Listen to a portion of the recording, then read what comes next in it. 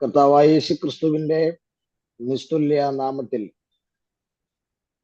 HTCയുടെ USA ചാപ്റ്ററിലുള്ള എല്ലാ ദൈവമക്കൾക്കും നമ്മുടെ കർത്താവായ യേശുക്രിസ്തുവിന്റെ വന്യപരിശുദ്ധ നാമത്തിലുള്ള ക്രിസ്തീയ പ്രഭാത വന്ദനങ്ങൾ അറിയിക്കുന്നു. നിങ്ങളെല്ലാവരും കർത്താവിന്റെ കൃപയാൽ സുഖമായിരിക്കുന്നു എന്ന് വിശ്വസിക്കുന്നു. പ്രാർത്ഥനയിൽ പരസ്പരം ഓർക്കുവാൻ കർത്താവ് നമ്മെ സഹായിക്കട്ടെ. കഴിഞ്ഞ 3 ക്ലാസ്സുകളിലായി,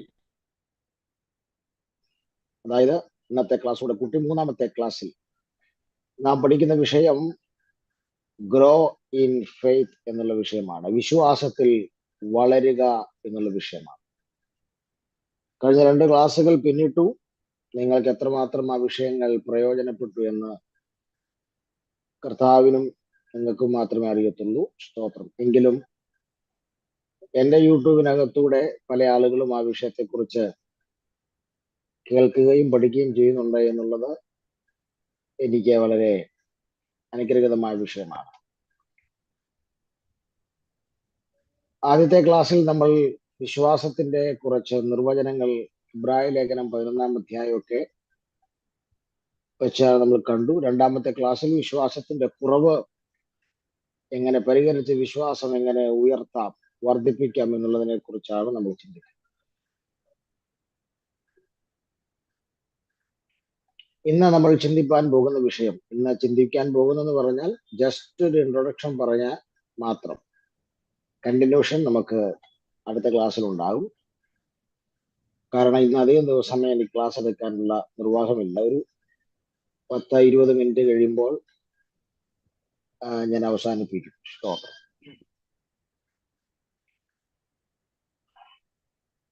ഇന്ന് നമ്മൾ തുടങ്ങി വെക്കുന്ന ടോപ്പിക്ക് സ്തോത്രം, വിശ്വാസത്തിന്റെ പരിശോധന എന്നുള്ള വിഷയമാണ്. വിശ്വാസത്തിന്റെ പരിശോധന എന്നുള്ള വിഷയം.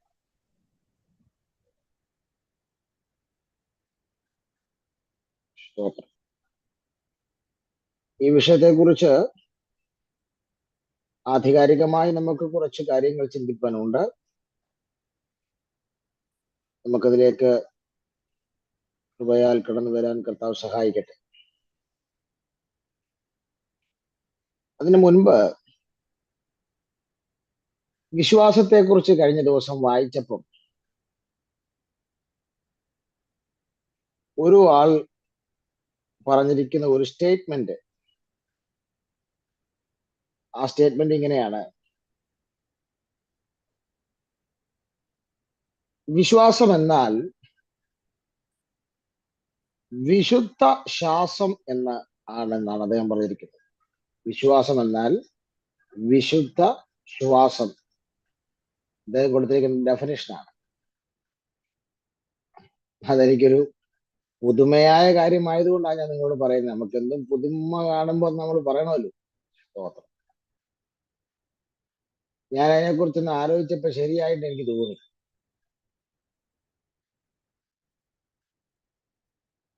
വിശ്വാസത്തിൽ വിശ്വാസിയുടെ ശ്വാസം പോലും വിശുദ്ധമാകണം എന്നുള്ളതാണ് എനിക്കതിനകത്തുനിന്ന് മനസ്സിലായത്. ഞാൻ ഇതിനു മുമ്പ് ആരും ഇങ്ങനൊരു ഡെഫിനേഷൻ പറഞ്ഞ് കേട്ടിട്ടില്ല. നല്ല ഡെഫിനേഷനായിട്ട് എനിക്ക് തോന്നി. വിശ്വാസം എന്ന് പറഞ്ഞാൽ വിശുദ്ധ ശ്വാസം എന്നാണ്. അതിന്റെ അർത്ഥം വിശ്വാസത്തിൽ വിശ്വാസിയുടെ ശ്വാസം പോലും വിശുദ്ധമാകണം എന്നാണ്. ശരിക്കും എന്താണ് വിശ്വാസം എന്ന് നമ്മൾ പഠിക്കണമെങ്കിൽ അതിനാദ്യം ചെയ്യേണ്ട മാർഗം എന്താണ് അവിശ്വാസം എന്ന് മനസ്സിലാക്കിയാൽ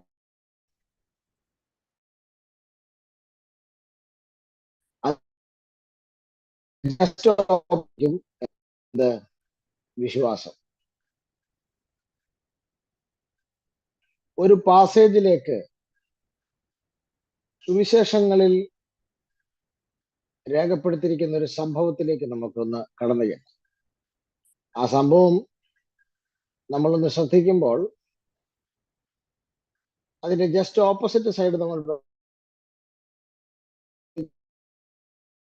വിശ്വാസം മനസ്സിലാക്കാം.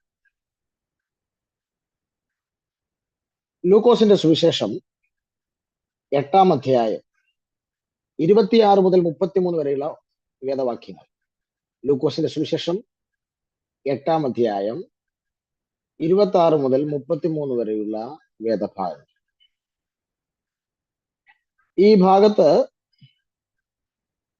ഗദരദേശത്തുള്ള ഒരു യൗവനക്കാരന്റെ മേൽ വ്യാപരിച്ച ഭൂതവുമായി കർത്താവ് സംഭാഷിക്കുകയും ഫൈനലി കർത്താവ് ആ ഭൂതത്തെ യൗവനക്കാരന്റെ ദേഹത്തുനിന്ന് പുറത്താക്കുകയും ചെയ്യുന്ന സംഭവമാണ്. ഈ വിഷയത്തെ നമ്മൾ ശ്രദ്ധിച്ചാൽ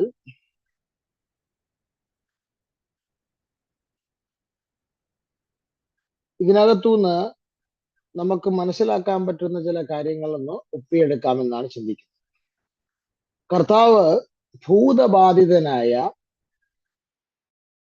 ലഗ്യോൻ ബാധിച്ച ആ വ്യക്തിയോട് സംസാരിക്കുകയാണ്. എന്താണ് ആ സംസാരത്തിനകത്തുള്ള പ്രത്യേകത? ഈ ഭൂതം ബാധിച്ച ഈ വ്യക്തിക്ക് കർത്താവിനോട് എത്രത്തോളം വിശ്വാസമുണ്ടായിരുന്നു?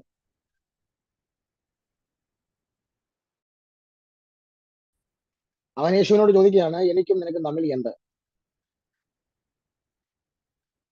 നീ എന്നെ ഉപദ്രവിക്കരുത് എന്ന് അവൻ കർത്താവിനോട് അപേക്ഷിക്കുന്നു. നമുക്കത് 28-ാം വാക്യത്തിൽ കാണാൻ കഴിയുന്നുണ്ട്. അപ്പൊ ഈ പാസേജ് ഒത്തിരി നമ്മൾ പ്രസംഗങ്ങൾ കേട്ടിട്ടുള്ളതാണ്, ഞാനും പ്രസംഗിച്ചിട്ടുള്ളതാണ്. പക്ഷേ ഇന്ന് ഞാൻ ഈ പാസേജ് എടുക്കുന്നത് ആ അർത്ഥങ്ങളിലെങ്ങുമല്ല. പിന്നെ ഇവിടെ ഭൂതം ബാധിച്ച ലഗ്യോൻ ബാധിച്ച ഈ യൗവനക്കാരന്റെ സ്വഭാവത്തിലേക്ക് നമ്മളൊന്ന് ഇറങ്ങിച്ചെല്ലുകയാണ്. സ്വഭാവത്തിലേക്ക് ഇറങ്ങിച്ചെല്ലാനുള്ള കാരണം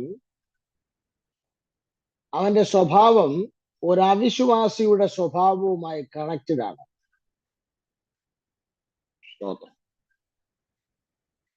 അപ്പോൾ ഒരു അവിശ്വാസിയുടെ സ്വഭാവവുമായി ലഗ്യോൻ ബാധിച്ച ഈ യൗവനക്കാരന്റെ സ്വഭാവത്തിൽ ചില ബന്ധങ്ങൾ, സാമ്യങ്ങൾ, താരതമ്യങ്ങൾ കാണുന്നത് കൊണ്ടാണ് നമ്മൾ ഇതൊന്ന് പരിശോധിക്കുന്നത്.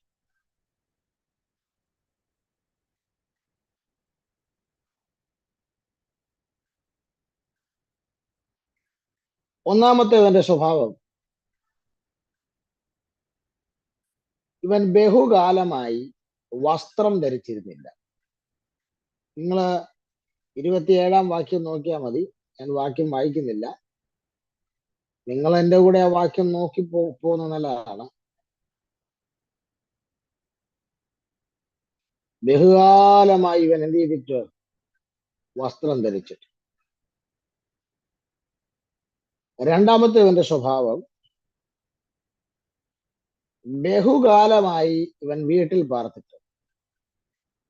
ബഹുകാലമായി ഇവൻ വീട്ടിൽ പാർത്തിട്ട്. അതും 27-ാം വാക്യത്തിലുണ്ട്. മൂന്നാമത്തെ അവന്റെ സ്വഭാവം, ബഹുകാലമായി അവൻ ശവക്കല്ലറകളിലാണ് പാർക്കുന്നത്.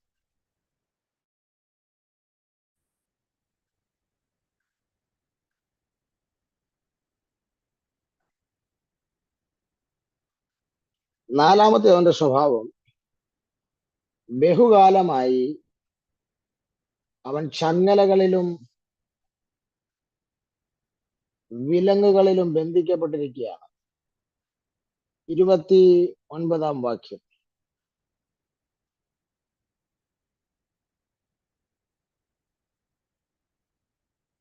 അഞ്ചാമത്തെ അവന്റെ പ്രത്യേകത, ഏത് വിലങ്ങും ഏത് ചങ്ങലയും ഏത് ബന്ധനവും അവൻ പൊട്ടിക്കും. അതായിരുന്നു അഞ്ചാമത്തെ പ്രത്യേകത. അതും 29-ാം വാക്യത്തിലുണ്ട്. ആറാമത്തെ പ്രത്യേകത, അവൻ കൂടുതൽ സമയവും അവൻ കാടുകളിലായിരുന്നു വസിച്ചിരുന്നത്. അതും 29-ാം വാക്യത്തിൽ. ഈ 6 സ്വഭാവങ്ങളാണ് നമുക്ക് ലഗ്യോൻ ബാധിച്ച ഈ യൗവനക്കാരനിൽ കാണാൻ കഴിയും.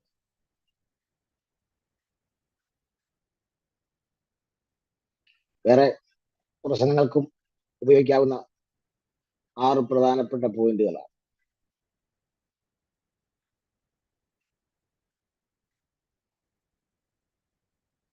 ചുരുക്കം പറഞ്ഞാൽ, ദൈവത്തിൽ വിശ്വാസമില്ലാത്ത ഒരു വ്യക്തിയുടെ 6 സ്വഭാവങ്ങളോട് നമുക്ക് ഇതിനെ തുലനം ചെയ്യാം.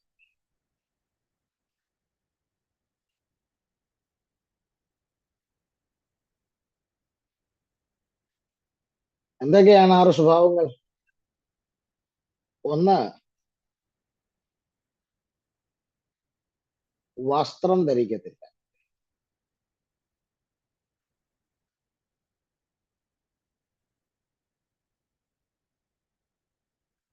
നമ്മുടെ ചുറ്റും ഇപ്പോൾ നമ്മൾ കാണുന്ന ഒരു ലോകത്ത് ദൈവത്തെയും ദൈവത്തിന്റെ വചനത്തെയും വിശ്വാസമല്ലാതെ വരുമ്പോൾ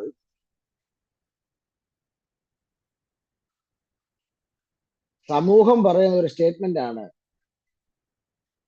നമുക്കിഷ്ടമുള്ള വസ്ത്രം നമുക്ക് എന്ത് ചെയ്യാം, ധരിക്കാം, അതെന്റെ അവകാശമാണ് എന്ന്. ലോകമനുഷ്യൻ അങ്ങനെ പറഞ്ഞോട്ടെ. പക്ഷേ ഒരു വിശ്വാസി അവന്റെ വസ്ത്രത്തിന്റെ അളവ് കുറയുമ്പോൾ, മാന്യമായ വസ്ത്രം ധരിക്കാതിരിക്കുമ്പോൾ, ദൈവത്തിലും വചനത്തിലുമുള്ള അവന്റെ വിശ്വാസത്തിന്റെ അളവുകോൽ കുറയുന്നു എന്നുള്ളതാണ് നമുക്ക് അതിനകത്തുനിന്ന് മനസ്സിലാക്കാൻ കഴിയുന്നത്. അതിന് ഏദേൻ തോട്ടത്തില് ആദമും ഹവ്വായും തനി തേജസ്സിലായിരുന്നു. ഒരു ചെറിയ അവിശ്വാസം വന്നു, സാത്താനിൽ എന്ന് വിശ്വസിച്ചു പോയി അവര്. തേജസ് നഷ്ടപ്പെട്ട് കഴിഞ്ഞു. പിന്നെ അവരെന്താ ഉണ്ടാക്കിയത്? അത്തിയില കൊണ്ട് അരയാട ഉണ്ടാക്കി. അതാണ് അവിശ്വാസം വന്നു കഴിഞ്ഞാൽ പിന്നെ അരയാടയെ കാണത്തില്ല.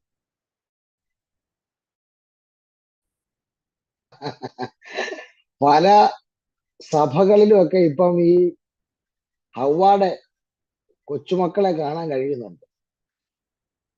ഞാൻ നിങ്ങളോട് സ്നേഹത്തിൽ പറയാം, അമേരിക്ക ആണേലും എവിടെ ആണേലും വചനത്തിന് മാറ്റമൊന്നുമില്ല. വചനം എല്ലായിടത്തും ഒരേ പ്രിൻസിപ്പിളാണ്. പകലെന്ന പോലെ മര്യാദയ്ക്ക് നടക്കണമെന്നാണ് വേദപുസ്തകം പറയുന്നത്.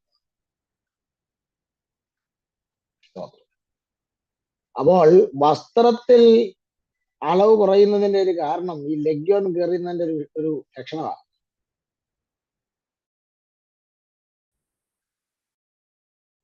ഒരു അവിശ്വാസിയുടെ സ്വഭാവം, ദൈവത്തിലും വചനത്തിലും വിശ്വാസമുള്ള ഒരാൾ ഒരിക്കലും മാന്യമായ രീതിയിൽ വസ്ത്രം ധരിക്കാതെ നടക്കുകയില്ല.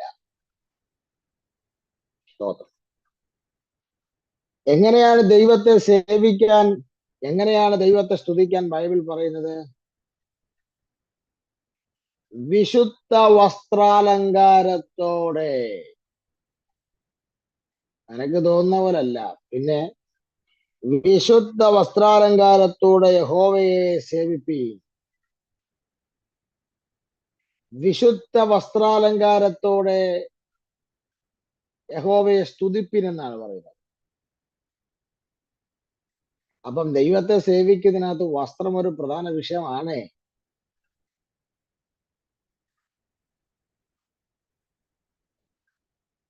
സ്തോത്രം. ഞാൻ നിങ്ങളോട് സ്നേഹത്തിൽ പറയുന്നു, വസ്ത്രധാരണത്തിൽ നിങ്ങൾ ദൈവത്തെ മാനിക്കുന്നില്ലെങ്കിൽ, വസ്ത്രത്തിന്റെ അളവ് ജീവിതത്തിൽ കുറഞ്ഞു വരുന്നെങ്കിൽ, അതിലൂടെ നിങ്ങൾ മറ്റുള്ളവർക്ക് ഇടർച്ചയും ലജ്ജയും വരുത്തുന്നെങ്കിൽ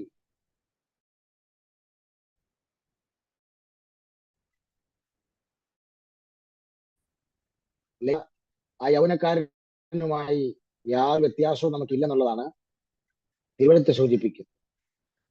അപ്പോൾ ഒരു അവിശ്വാസിയുടെ സ്വഭാവമാണ് ഈ ലഗ്യോൻ ബാധിച്ച യൗവനക്കാരിൽ നമ്മളിപ്പോൾ കണ്ട 6 സ്വഭാവങ്ങളുമായി കണക്ട് ചെയ്യപ്പെടുന്നത്. അതിലൊന്നാമത്തെ അവന്റെ സ്വഭാവമായിരുന്നു, അവന് വസ്ത്രം ധരിക്കത്തില്ല. ബഹുകാലമായി അവന് വസ്ത്രധാരണമില്ലായിരുന്നു. രണ്ടാമത്തെ സ്വഭാവം എന്തായിരുന്നു? നമ്മൾ രണ്ടാമത്തെ സ്വഭാവം കണ്ടത്, ബഹുകാലമായി അവൻ വീട്ടിൽ പാർക്കുകയല്ല. സ്തോത്രം.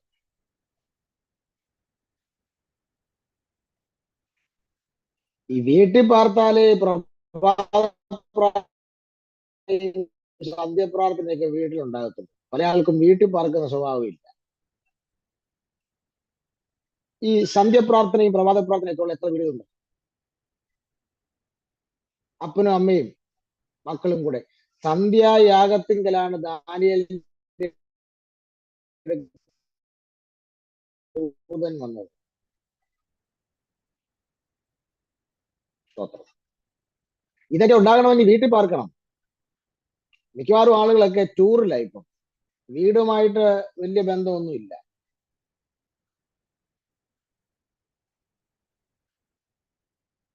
കഴിഞ്ഞിടെ ഒരാൾ എന്നോട് ഒരു പാസ്റ്റർ വളരെ വിഷമത്തോടെ പറഞ്ഞു, സഭയിലെ ചെറുപ്പക്കാർ വന്ന് പറഞ്ഞിരിക്കുന്നത് സഭയായിട്ട് ടൂറിന് പോകാന്നാണ്. ഞാൻ പറഞ്ഞു, യേശുക്രിസ്തു ടൂറിന് പോയിട്ടില്ല, അപ്പോസ്തലന്മാർ ടൂറിന് പോയിട്ടില്ല, 1-ാം നൂറ്റാണ്ടിലെ സഭയും പോയിട്ടില്ല എന്നുള്ളതാണ് എന്റെ അറിവ്. സ്തോത്രം.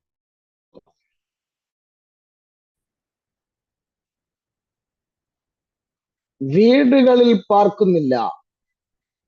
സ്തോത്രം.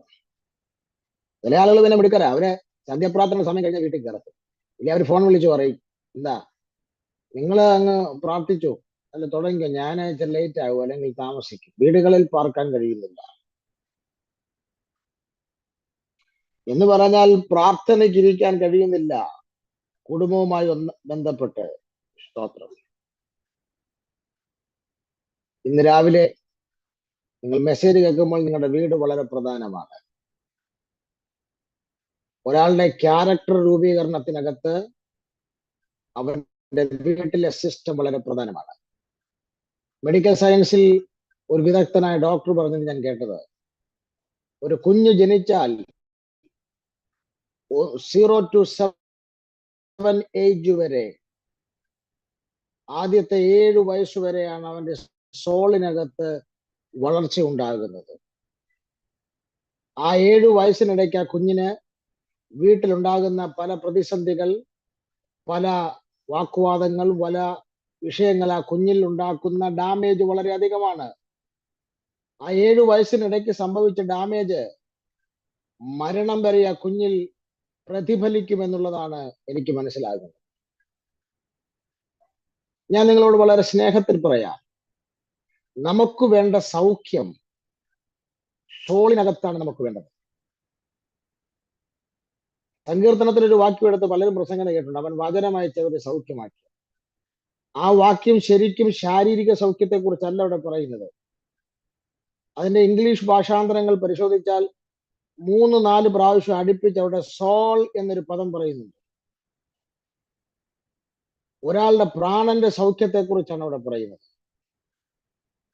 ലോക ആരോഗ്യ സംഘടന അവരുടെ വെബ്സൈറ്റിൽ കുറിച്ചിട്ടുണ്ട്, ഒരാളുടെ ശരീരത്തിൽ വരുന്ന 100% രോഗങ്ങളിൽ 85% രോഗങ്ങളും സൈക്കോസൊമാറ്റിക് ഡിസീസസ് ആണ്. എന്ന് പറഞ്ഞാൽ എന്താ അർത്ഥം? മനസ്സിന്റെ പ്രശ്നം കൊണ്ടുണ്ടാകുന്ന രോഗങ്ങളാണ്. ബാക്കി ഒരു 12-13% ഒക്കെ ഉള്ളൂ ഒറിജിനൽ രോഗങ്ങൾ. അപ്പോൾ സൗഖ്യം വേണ്ടത് എന്താണ്? മനസ്സിനാണ് സൗഖ്യം വേണ്ടത്. പെന്തക്കോസുകാരുടെ യോഗങ്ങളിൽ കൂടുതലും ഈ ശരീരം ഇളകുന്നല്ലാതെ, ശരീരത്തിന് വൈബ്രേഷൻ ഉണ്ടാകുന്നതല്ലാതെ മനസ്സിൽ വിടുതൽ ഉണ്ടാകുന്നില്ല. യോഗം കഴിഞ്ഞ് മടങ്ങി വീട്ടിൽ ചെല്ലുമ്പോൾ വീണ്ടും സംഘർഷഭരിതമായ അനുഭവങ്ങളിലേക്കാണ് കയറുന്നത്. മനസ്സ് തുറന്ന് ചിരിക്കാനോ മനസ്സ് തുറന്ന് കരയാനോ മനസ്സ് തുറന്ന് എൻജോയ് ചെയ്യാനോ കഴിയാതെ ഒത്തിരി പാസ്റ്റിലെ മുറിവുകളുമായി സഞ്ചരിക്കുന്ന നിരവധി ആളുകളുണ്ട്. ഇന്ന് പകൽ ഈ വചന കേൾവിയിലൂടെ നിങ്ങൾ മനസ്സിലാക്കുക. കഴിഞ്ഞ ഒരു ദിവസം ഞാനൊരു ആളുമായി പരിചയപ്പെട്ടു. ബെസലോലിയസ് കോളേജിലെ പ്രൊഫസറാണ്. അദ്ദേഹത്തിന് 10-60 വയസ്സ് പ്രായമുണ്ട്. അദ്ദേഹം എന്നോട് സംസാരിച്ചുകൊണ്ടിരുന്നപ്പോൾ അദ്ദേഹത്തിന്റെ 10 വയസ്സുള്ള സമയത്ത് സംഭവിച്ച ചില ഇൻസിഡന്റുകൾ, തന്റെ വീട്ടിൽ സംഭവിച്ച ചില ഇൻസിഡന്റുകൾ അദ്ദേഹം പറയുന്നത് കേട്ടു. എന്ന് പറഞ്ഞാൽ തന്റെ അമ്മയ്ക്ക്, തന്റെ അപ്പന്, തന്റെ ജ്യേഷ്ഠനോടായിരുന്നു സ്നേഹം. സ്കൂൾ വിട്ടു വരുമ്പോൾ തനിക്ക് ഭക്ഷണം ഉണ്ടാക്കി തരികയായിരുന്നു, ജ്യേഷ്ഠൻ ഉണ്ടാക്കി കൊടുക്കുമായിരുന്നു. താൻ മാവെ കല്ലെടുത്തെറിഞ്ഞ് മാങ്ങ നിലത്ത് വീണത് പറക്കിയെടുത്ത് ഉപ്പും കുട്ടി അടയ്ക്കുന്നത്. ഇപ്പൊ വയസ്സ് 60 ഉണ്ട്. ഇപ്പൊ അദ്ദേഹത്തിന് രണ്ട് നിലയുള്ള കൂറ്റൻ ബംഗ്ലാവുകൾ 1-2 ഉണ്ട്. അദ്ദേഹം ലക്ഷങ്ങൾ ശമ്പളം വാങ്ങിക്കുന്ന പ്രൊഫസറാണ്. മക്കളൊക്കെ വലിയ വിദേശ രാജ്യങ്ങളിൽ പഠിക്കുന്നു. എന്റെ ചോദ്യം, 60-ാം വയസ്സായിട്ടും 10 വയസ്സിലോ 11 വയസ്സിലോ തന്നിൽ സംഭവിച്ച ഡാമേജുകൾ ഇന്ന് വരെ എന്ത് ചെയ്തിട്ടില്ല?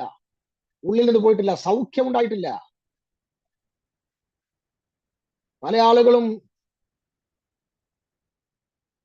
ചില ആളുകളുടെ സംസാരത്തിൽ, ചില ആളുകളുടെ ബിഹേവിയറിൽ, ചില ആളുകളുടെ നോട്ടത്തിൽ, പ്രവൃത്തിയിൽ, കളിയാക്കലുകളിൽ ഒക്കെ വന്ന ചില മുറിവുകൾ, ഗാർബേജുകൾ, വലിയ ഡാമേജുകൾ മനസ്സിനകത്ത് കിടക്കുന്നു. അതെല്ലാം അൺകോൺഷ്യസ് മൈൻഡിൽ കിടക്കുകയാണ്. ഇന്ന് രാവിലെ നിങ്ങൾക്കൊരു പൂർണ്ണ സൗഖ്യം നിങ്ങളുടെ സോളിനകത്തുണ്ടായാൽ മാത്രമേ നിങ്ങളെ ഉപയോഗിക്കാൻ ദൈവത്തിന് കഴിയൂ. സൗഖ്യം ഉണ്ടാകും. അതുകൊണ്ടല്ലേ യോസഫ് എന്താ പറഞ്ഞത്? 13 വർഷത്തെ യോസഫിന്റെ മുറിവുകൾ അതികഠിനമായിരുന്നു. പക്ഷെ യോസഫ് സഹോദരന്മാരോട് പറഞ്ഞ പദം എന്താ? എനിക്ക് നിങ്ങളോട് യാതൊരു വിഷമവും ഇല്ല. എങ്ങനെ പറയാൻ പറ്റി ഈ മനുഷ്യൻ അങ്ങനെ? അത് ഞാൻ അത്ഭുതപ്പെട്ടു പോയി. അദ്ദേഹം പറഞ്ഞു, ഇപ്പോൾ നിങ്ങൾക്കെതിരെ എന്തും ചെയ്യാനുള്ള അധികാരം എനിക്കുണ്ട്, പടയാളികൾ എനിക്കുണ്ട്, പക്ഷെ എനിക്ക് നിങ്ങളോട് യാതൊരു പ്രശ്നമില്ല. അതെന്താ യോസഫേ? യോസഫിന് അവരോട് ക്ഷമിക്കാൻ പറ്റി. കാരണം യോസഫ് പറയുക, നിങ്ങൾ എനിക്കെതിരെ ചെയ്തതെല്ലാം യഹോവ എനിക്ക് നന്മയാക്കി തീർത്തു. ഇന്ന് രാവിലെ സമയം ക്ഷമിക്കാൻ കഴിയണമെങ്കിൽ ആര് നിനക്കെതിരെ എന്ത് ചെയ്താലും അതെല്ലാം നന്മയാക്കി തീർക്കാൻ കഴിയുന്ന ഒരു ദൈവത്തെയാണ് നീ സേവിക്കുന്നതെന്ന് നിന്റെ അന്തരാത്മാവിൽ ഒരു ബോധ്യം നിന്റെ അകത്തെ മനുഷ്യനെ പറഞ്ഞ് നീ പഠിപ്പിക്കണം. ക്ഷമിക്കാൻ കഴിയാതിരിക്കുന്നതാണ് ഏറ്റവും വലിയ പാപം ഈ ലോകത്ത്. ഞാനിങ്ങനെ ചിന്തിക്കാറുണ്ട്. ഒരു സ്ത്രീയുടെ ദേഹത്തുനിന്ന് ഭൂതം ഇളകി. പാസ്റ്റർമാര് 2-3 പേരെ തലയൊക്കെ ഇട്ട് തിരിച്ച് ഭൂതത്തെ ഇറക്കാതെ ഭൂതം എന്ത് ചെയ്താൽ പോകുന്നില്ല. 10-70 ഭൂതമുണ്ട്. കർത്താവിനോട് പറഞ്ഞ് ഈ ഭൂതം പോകാത്തതിന്റെ കാര്യം ഇവക്ക് ക്ഷമിക്കാൻ കഴിയാത്തൊരു അനുഭവമുണ്ട്. ഞാൻ ആ സഹോദരി ചോദിച്ചപ്പം ആ സഹോദരിയുടെ അമ്മയുമായി ക്ഷമിക്കാൻ കഴിയാത്തൊരു അനുഭവം എന്നോട് അത് പങ്കുവെച്ചു. ഞാൻ പറഞ്ഞു, നിന്റെ ഭൂതം പോണോ, നിനക്ക് സൗഖ്യമാകണോ, നീ ക്ഷമിക്കണം. 1-1.5 മണിക്കൂർ എടുത്തു ആ സഹോദരിയെ കൊണ്ട് അമ്മയുമായിട്ടുള്ള ബന്ധത്തിൽ ആ വിഷയം ഒന്ന് ഏറ്റുപറയിപ്പിക്കാം. ഞാൻ ഇന്നു മുതൽ എൻ്റെ അമ്മയോട് ക്ഷമിക്കുന്നു എന്ന് പറഞ്ഞ് അത് ഏറ്റുപറഞ്ഞ നിമിഷം ഒറ്റ അലർച്ച അലറി 100 ഭൂതം പോയി. ഞാൻ അന്ന് ചിന്തിച്ചു, ദൈവമേ, ആ സ്ത്രീ വിശ്വാസിയൊന്നുമല്ല, അതൊരു സെലിബ്രിറ്റി ആയ ഒരു സിനിമ ആക്ടർ ആയിരുന്നു. അപ്പൊ ഞാൻ ചിന്തിച്ചു, പെന്തക്കോസുകാരുടെയൊക്കെ ദേഹത്ത് അപ്പൊ എത്ര ഭൂതം കാണുമെന്ന്. കാരണം ക്ഷമിക്കാൻ കഴിയാതിരിക്കുകയാണ് പലർക്കും. സ്തോത്രം. നിങ്ങളുടെ വീട് നിങ്ങളുടെ ക്യാരക്ടർ രൂപീകരണത്തിന് വളരെ പ്രധാനമാണ്. സ്തോത്രം. അത്രേ ഞാനിപ്പോ പറയുന്നുള്ളൂ. ഇനി ഒരു കാര്യം കൂടെ പറയാം. നിങ്ങളുടെ സോളിനകത്ത് മുറിവ് വന്നാൽ സൗഖ്യമാക്കാൻ കഴിയുന്നത് 2 കാര്യങ്ങൾക്കാണ്. ഒന്ന്, പരിശുദ്ധാത്മാവുമായുള്ള ബന്ധം. പരിശുദ്ധാത്മാവിന് മാത്രമേ നിങ്ങളെ ഹീൽ ചെയ്യാൻ കഴിയൂ. 2, ദൈവത്തിന്റെ വചനം. ഇത് 2 ഒരുമിച്ച് പ്രവർത്തിക്കും. ലോകത്ത് ഒരു മനുഷ്യന്റെ സോളിനകത്ത് കയറി ചെല്ലാൻ കഴിയുന്ന ഏക കാര്യം ദൈവത്തിന്റെ വചനമാണ്. പ്രാണനെയും ആത്മാവിനെയും സന്ധിമജ്ജകളെയും വേർപിടിക്കുന്നിടം വരെ വചനം കയറിച്ചെന്ന് നിനക്കുണ്ടായ മുറിവുകളെ കെട്ടും, നിനക്കുണ്ടായ മുറിവുകളെ സൗഖ്യമാക്കും, വേണ്ടാത്തതിനെ അടർത്തിക്കളയും. നിങ്ങൾ വചനവും പരിശുദ്ധാത്മാവുമായി ബന്ധപ്പെടുക. സ്തോത്രം. മൂന്നാമത്തെ കാര്യത്തിലേക്ക് വരാം. ഈ ചെറുപ്പക്കാരന്റെ മൂന്നാമത്തെ സ്വഭാവം, അവൻ ശവക്കല്ലറകളിലായിരുന്നു ബഹുകാലമായി പാർത്തി. മനസ്സിലായില്ലേ? എന്ന് പറഞ്ഞാൽ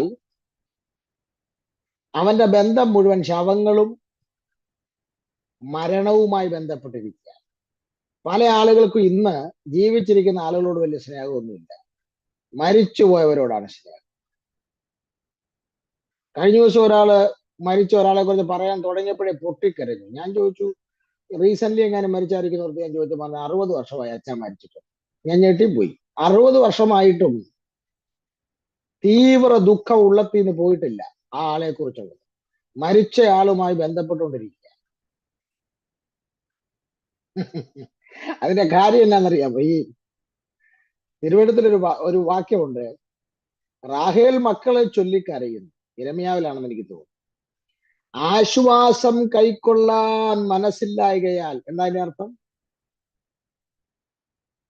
ആശ്വാസം കൊടുക്കാൻ ദൈവം തയ്യാറാ, പക്ഷെ അവർക്ക് ആശ്വാസം കൈക്കൊള്ളാൻ എന്തില്ല?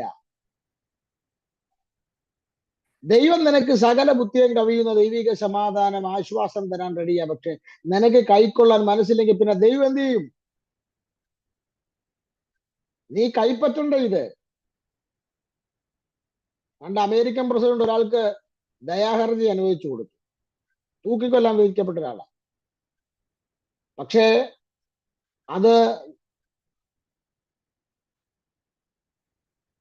അതിന്റെ ഒരു ഫോം കൊണ്ടുവന്ന് ഈ കുറ്റവാളിയുടെ കൊടുത്തപ്പോൾ അവൻ ഒപ്പിട്ട് തരികയില്ല. അമേരിക്കൻ പ്രസിഡന്റ് അനുവദിച്ചു, പക്ഷെ ഇവൻ ഒപ്പിടത്തില്ല. പിന്നെ എന്ത് ചെയ്യും? നിനക്ക് വേണ്ടെങ്കിൽ പിന്നെ ദൈവം എന്ത് ചെയ്യും? വേറൊരു ദൈവദാസൻ എന്നോട് പറഞ്ഞ സംഭവമാണ്. ഒരു ചെറുക്കൻ എല്ലാ ദിവസവും രാത്രി അവന്റെ മരിച്ചുപോയ സ്വന്തം ജ്യേഷ്ഠൻ, വാജനാശന്റെ മരിച്ചുപോയ സ്വന്തം ജ്യേഷ്ഠൻ, ഇവൻ എല്ലാ ദിവസവും രാത്രി ജ്യേഷ്ഠനുമായി സ്വപ്നം കാണും, ഇവനുമായിട്ട് സംസാരിക്കുകയും ഒക്കെ ചെയ്യുമെന്ന് പറഞ്ഞു. ഒരു ദിവസം പാസ്വേഡ് എന്ന് പറഞ്ഞു, പാസ് ഇന്നലെയും ജ്യേഷ്ഠൻ വന്നു, രാത്രി ഞങ്ങൾ സംസാരിക്കുന്നത്. അപ്പം പാസ്റ്റർ മനസ്സിലായി ഇതൊരു പൈശാചിക ഇടപെടലാണ്. പുള്ളി പറഞ്ഞു, മോനെ നമുക്ക് പ്രാർത്ഥിക്കാം, ആ ദുരാത്മാവിനെ ശാസിക്കാൻ പറഞ്ഞപ്പോൾ അവൻ പറഞ്ഞു, ഒരിക്കലും ചെയ്യരുത്, എന്റെ ജ്യേഷ്ഠനാണ്. അവന് ഇതുമായി സംസാരിക്കാൻ അവന് ഇഷ്ടമാണ്. എടാ, ജീവിച്ചിരിക്കുന്നവരോട് താല്പര്യമില്ല, ജീവിച്ചിരിക്കുന്നവരെ സ്നേഹിക്കാൻ കഴിയുന്നില്ല, ജീവിച്ചിരിക്കുന്നവരുമായി ഇന്റിമസി ഇല്ല, മരിച്ചവരോടാ താല്പര്യം. ശവക്കലറെ ശവവുമായിട്ടാ ബന്ധം. സത്യമായി നിങ്ങളോട് പറയാം, ഇന്നത്തെ അവസ്ഥ ഇതല്ലേ പ്രിയരെ? ഇന്നത്തെ യങ്സ്റ്റേഴ്സ്, നിങ്ങൾ ഈ കേരളത്തിൽ, എനിക്കിപ്പോ പേടിയാ, കേരളത്തിലോട്ട് ഇറങ്ങി നടക്കാൻ പേടിയാ. വീട്ടിന് വെളിയിലോട്ട് പോയാൽ തിരിച്ചു വരുമെന്ന് ഉറപ്പൊന്നും ഇല്ല. എപ്പോഴാ ചാകുന്നതെന്ന് പറയാൻ പറ്റിയല്ല. 23 വയസ്സുള്ളവനാണ് 5 പേരെ കൊന്നത് വെഞ്ഞാറമൂട്. 24 വയസ്സുള്ളവനാണ് ഈ കഴിഞ്ഞിടയ്ക്ക് എറണാകുളത്തിനടുത്ത് 2 പേരും. എല്ലാം 25 വയസ്സ്.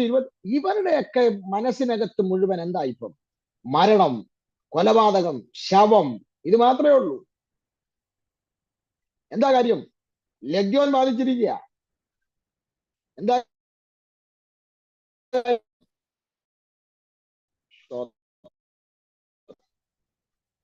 വിശ്വാസമില്ലാത്തവന്റെ ചിന്ത മുഴുവൻ ഇതുമായി കണക്റ്റഡാ. എങ്ങനെ നശിപ്പിക്കാം, മുടിക്കാം, കൊല്ലാം, ഇതൊക്കെയാണ്. സ്തോത്രം. നാലാമത്തെ പ്രത്യേകത, അവൻ എപ്പോഴും ബഹുകാലമായി വിലങ്ങിലും ചങ്ങലയിലും കിടന്നത്, ബന്ധനത്തിലാണ് കിടന്നത്. അത് പ്രത്യേകിച്ച് എക്സ്പ്ലെയിൻ ചെയ്യേണ്ട കാര്യമില്ലല്ലോ. ഇന്നത്തെ കർത്താവിന്റെ വചനത്തിന് സ്വാതന്ത്ര്യമുണ്ടെന്ന, കർത്താവിന്റെ വചനത്തിലും കർത്താവിലും വിശ്വാസം ഇല്ലാത്തവരെല്ലാം ബന്ധിക്കപ്പെട്ട് കിടക്കുക. അതുകൊണ്ടാണല്ലോ എഴുതുന്നത്, ഈ ലോകത്തിന്റെ പ്രഭു അവരുടെ കണ്ണിനെ എന്ത് ചെയ്തു? കുരുട്ടാക്കി. ബന്ധിക്കപ്പെട്ട് കിടക്കുക. അഞ്ചാമത്തേതിന്റെ പ്രത്യേകത എന്താണ്? സ്തോത്രം.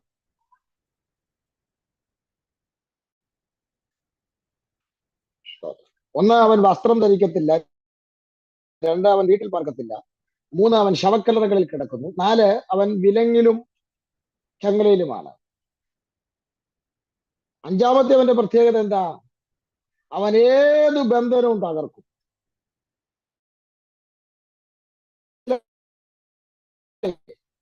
എന്ന് പറഞ്ഞാൽ അവനെ ആർക്കും പൂട്ടാൻ പറ്റുകയില്ല. മാതാപിതാക്കൾ പറയുന്ന കേൾക്കത്തില്ല, സഭയിലെ പാസ്റ്റർ പറയുന്ന കേൾക്കത്തില്ല, ദൈവവചനം പറയുന്ന കേൾക്കത്തില്ല, അഭിഷിക്തന്മാർ പറഞ്ഞ കേൾക്കത്തില്ല. അവനൊന്നിലും വിലങ്ങില്ല, ഒന്നിലും അവന് യാതൊരു വിധമായ ലിമിറ്റേഷൻസുകളുമില്ല. ഇന്നത്തെ ജനറേഷനാണ്, അവിശ്വാസികളുടെ കാര്യമാണ് ഞാൻ പറയുന്നത്. ഏത് ഉപദേശം ആര് പറഞ്ഞാലും അതിനെല്ലാം അവൻ തകർക്കും. ഇന്നത്തെ പിള്ളേരോട് വല്ലതും മിണ്ടാൻ പറ്റും? സ്തോത്രം. ഇങ്ങനെ ഒരു കാഴ്ചപ്പാടാണെങ്കിൽ അപ്പനമ്മയെ അനുസരിക്കാത്ത, മാതാപിതാക്കളെ അനുസരിക്കാത്ത, ദൈവദാസനെ അനുസരിക്കും. ഞാൻ നിങ്ങളോട് ഇതിനോട് ഒരു കാര്യം പറയാം. നിങ്ങളുടെ വീട്ടിൽ നിങ്ങളുടെ മക്കളാകരുത് നിങ്ങളുടെ വീട് ഭരിക്കുന്നത്. പല വീടുകളും ഭരിക്കുന്നത് മക്കളാണ്. അതിനപ്പുറം ഫൈനൽ വേർഡ് അതാണ്. അതിനപ്പുറം പിന്നെ മാതാപിതാക്കൾക്ക് റോളില്ല. കൊച്ചു പിള്ളേർ പറഞ്ഞാൽ പിന്നെ അത്രേ ഉള്ളൂ. സ്നേഹത്തിന്റെ പുറത്ത് അനുവദിച്ചു കൊടുത്തു തുടങ്ങുന്നതാ, പക്ഷേ അത് ബൈബിളിന് വിരോധമാണ്.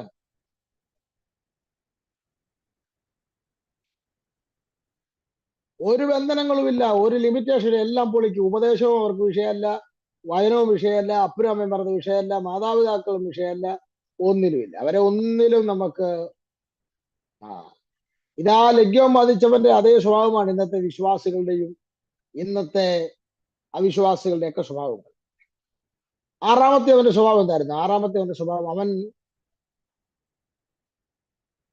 വളരെ കാലം അവൻ കാട്ടിലാണ് താമസിച്ചിരുന്നത്. ഞാന് ചില സംഭവങ്ങളൊക്കെ ഇത് വായിക്കുമ്പം, ഇന്നലെ മിനിയാന്നും ഞാൻ കണ്ടത് എൻ്റെ ഒരു സ്നേഹിതൻ എന്നെ വളരെ അവിചാരിതമായി കണ്ടപ്പോ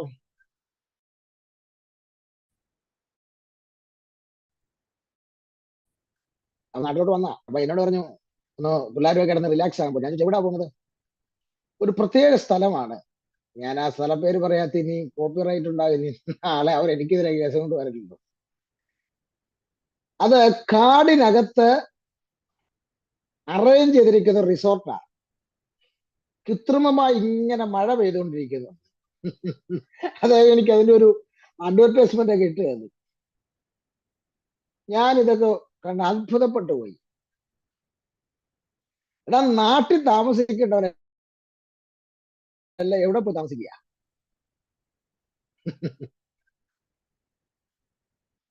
ബീച്ചാനത് കേട്ടിട്ടൊരു അസ്വസ്ഥത പോലെ തോന്നുന്നില്ല. നാട്ടിൽ താമസിക്കേണ്ടവരെല്ലാം കാട്ടിലും താമസിക്കുന്നു. കാട്ടിൽ താമസിക്കുന്ന പുലിയും സിംഹവും കാട്ടാനും സകലവും ഇപ്പൊ നാട്ടിലുമാണ്.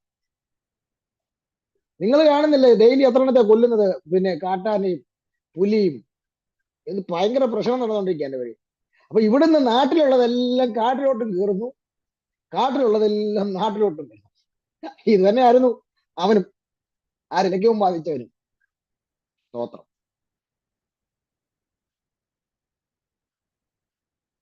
അപ്പൊ ഒരു കാര്യം വളരെ വ്യക്തമായിട്ട് ഞാൻ പറയാം.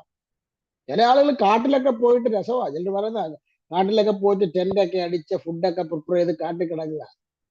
ഭാഗ്യം ഉണ്ടെങ്കിൽ ജീവനോടെ നാട്ടിൽ വരാം, അല്ലെ കാട്ടാനയുടെ ചവിട്ട് കൊണ്ട് ചാകാം. സ്തോത്രം.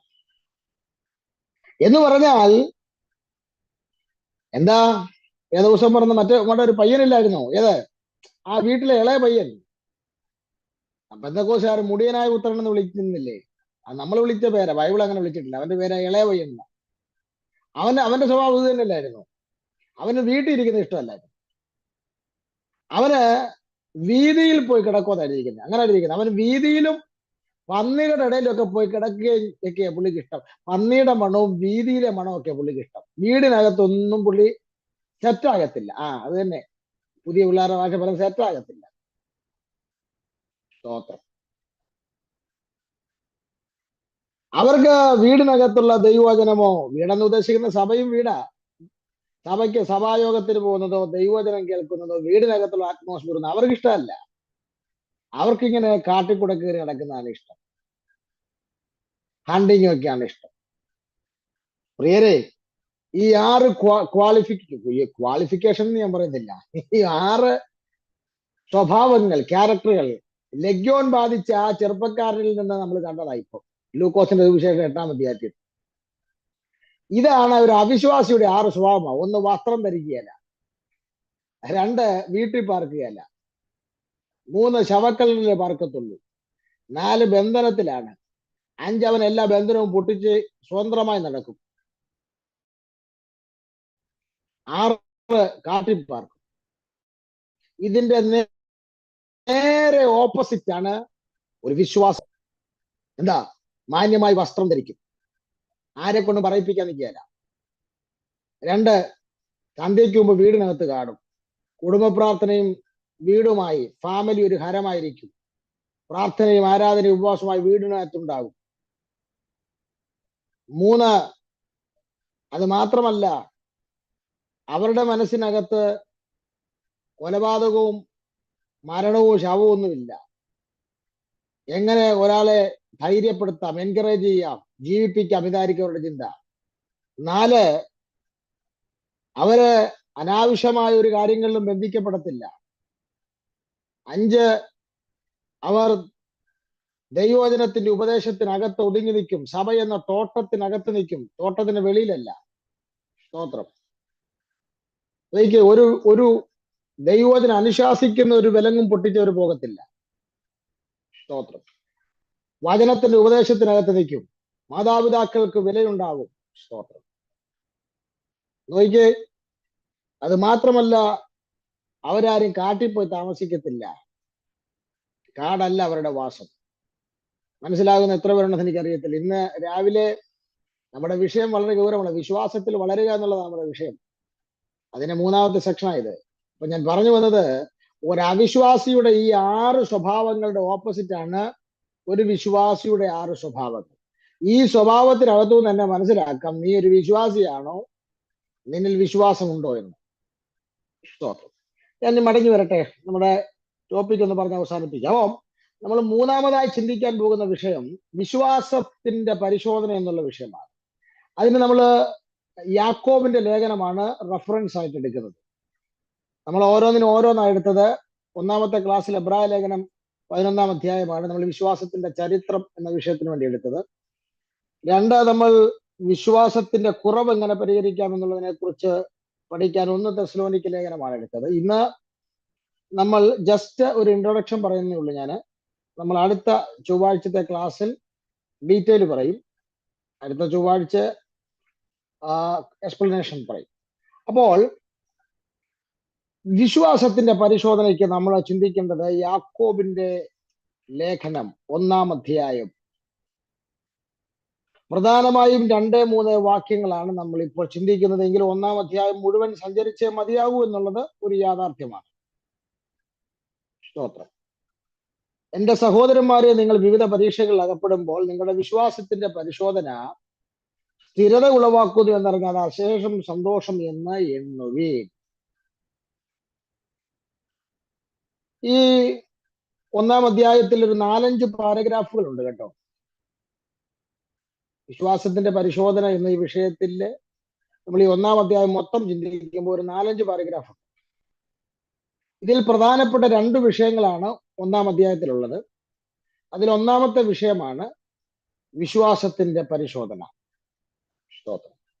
നമ്മൾ ആ വിശ്വാസത്തിന്റെ പരിശോധന എന്നുള്ള വിഷയത്തിനകത്തുനിന്ന് 4 കാര്യങ്ങളാണ് ചിന്തിക്കാൻ പോകുന്നത്. പ്രധാനപ്പെട്ട 4 കാര്യങ്ങൾ. സ്തോത്രം. അതിൽ 1ാമത്തെ കാര്യം, യഥാർത്ഥ വിശ്വാസത്തിലാണോ ഞാൻ ആയിരിക്കുന്നതെന്ന് ഉറപ്പാക്കുക. അതാണ് 1ാമത്തെ കാര്യം. വിശ്വാസത്തിന്റെ പരിശോധന എന്ന വിഷയത്തിൽ നമ്മൾ ചിന്തിക്കുന്ന 1ാമത്തെ കാര്യം, യഥാർത്ഥ ജെനുവിൻ ഫെയ്ത്തിനകത്താണോ, ഒറിജിനൽ വിശ്വാസത്തിനകത്താണോ നാം ഇപ്പോൾ ആയിരിക്കുന്നതെന്ന് ഉറപ്പാക്കുക. നിശ്ചയമായി ഈ ഭാഗം പഠിക്കുമ്പോൾ എനിക്ക് പോലും ഒരു കൺഫ്യൂഷൻ ഉണ്ടായിപ്പോയി ചില സെക്കൻഡുകളിലേക്ക് ഇതിന് എക്സ്പ്ലനേഷൻ വരുമ്പോൾ. സ്തോത്രം. അതിന് ചില കാര്യങ്ങളുണ്ട്. നമ്മൾ യാക്കോബിന്റെ ലേഖനം ശ്രദ്ധിക്കും. എന്ന് പറഞ്ഞാൽ നമ്മുടെ വിശ്വാസത്തിനകത്ത് എന്തെങ്കിലും മൈനസുകൾ ഉണ്ടോ എന്ന് നമ്മൾ ഈ പഠനത്തിനകത്തൂടെ ഒന്ന് നോക്കുകയാണ്.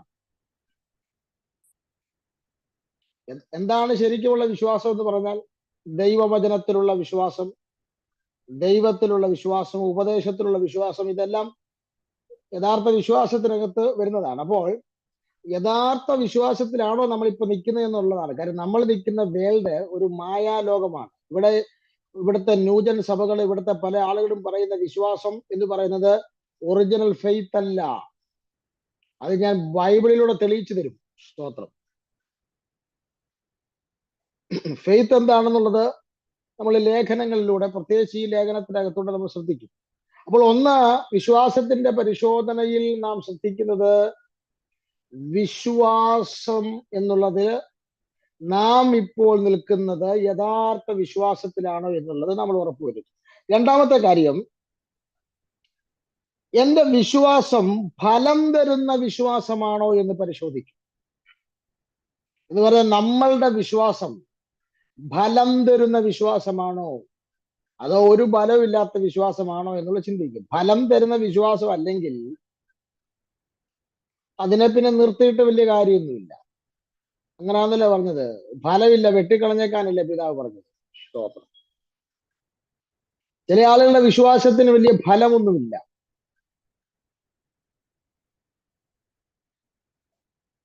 അപ്പോൾ നമ്മുടെ വിശ്വാസം ഫലം തരുന്ന വിശ്വാസമാണോ എന്ന് നമ്മൾ പരിശോധിക്കണം. മൂന്നാമത്തേത്, നമ്മുടെ വിശ്വാസം മാതൃകാപരമാണോ എന്ന് പരിശോധിക്കണം. എന്ന് പറഞ്ഞാൽ എന്റെ വിശ്വാസം മാതൃകാപരമാണോ എന്ന് പറഞ്ഞാൽ മറ്റുള്ളവർക്ക് അനുകരിക്കാൻ കഴിയുന്ന വിശ്വാസമാണോ നമ്മുടെ വിശ്വാസം. പൗലോസിനെ അനുകരിക്കാനാ പറഞ്ഞത്. നമ്മളെല്ലാരും പറഞ്ഞത് യേശുവിനെ നോക്കാനാ. നമ്മളെ നോക്കാൻ ആരും നമ്മൾ പറയത്തില്ല. അയ്യോ, അങ്ങനെ പറയാൻ ധൈര്യമുള്ളവരൊന്നും ഇവിടെ ഇല്ല. പൗലോസ് പറഞ്ഞു, നിങ്ങൾ എന്നെയും ദൈവത്തെയും അനുകരിപ്പാനാ. ആദ്യം ദൈവത്തെ അനുകരിക്കും, പിന്നെ എന്നെ അനുകരിക്കാനാവും. അപ്പൊ അങ്ങനെ പറയണമെങ്കിൽ അദ്ദേഹത്തിന്റെ വിശ്വാസത്തിനകത്ത് എന്തൊക്കെയോ എലമെന്റുകളുണ്ട്. നമുക്കത് കണ്ടുപിടിക്കണം. സ്തോത്രം. അപ്പൊ നമ്മുടെ വിശ്വാസം മാതൃകാപരമാണോ? എന്താ തിമത്തിയോസ് പറഞ്ഞത്? തന്റെ അമ്മയിലും വല്യമ്മയിലുമുള്ള വിശ്വാസമാണ് ആരിൽ വന്നത്? തിമത്തിയോസിൽ. അപ്പം തന്റെ അമ്മയിലും വല്യമ്മയിലും ഉള്ളതിനെയാണ് തിമത്തിയോസ് പിന്തുടർന്നത്. ഞാൻ മറ്റേ പറയുന്നത് മിസ്അണ്ടർസ്റ്റാൻഡ് ചെയ്യരുത്. നിങ്ങളുടെ വീട്ടിലെ നിങ്ങളുടെ കുഞ്ഞുങ്ങളെ സുവിശേഷം പറഞ്ഞ് രക്ഷിക്കപ്പെടുത്തേണ്ടതെന്ന് മാതാപിതാക്കളുടെ ചുമതലയാണ്. അത് സൺഡേ സ്കൂൾ അധ്യാപകനും നാട്ടിലെ പ്രവാചകനെ ഏൽപ്പിക്കരുത്. കാര്യം നിങ്ങളുടെ വിശ്വാസമാണ് അവരെ മാതൃകയാക്കേണ്ടത്. ഇത് പലരുടെയും റോൾ മോഡൽ വേറെ ആളുകളാണ് വിശ്വാസത്തിൽ. പിന്നെ നീ അപ്പനും അമ്മയായിട്ട് എന്തിനാ പെരയ്ക്കാത്തിരിക്കുന്നു? തിമത്തിയോസ് പറയുന്നത് അമ്മ ലോവിസിലും തന്റെ അമ്മയിലും വല്യമ്മയുടെയും വിശ്വാസമാണ് തന്നിലേക്ക് കൈമാറുന്നത്. അപ്പൊ അത് മാതൃകാപരമാണ് അവരുടെ വിശ്വാസം. സ്തോത്രം. ഹന്നായുടെ വിശ്വാസമാണ് ശമൂവേലിൽ പ്രതിഫലിക്കപ്പെട്ടത്.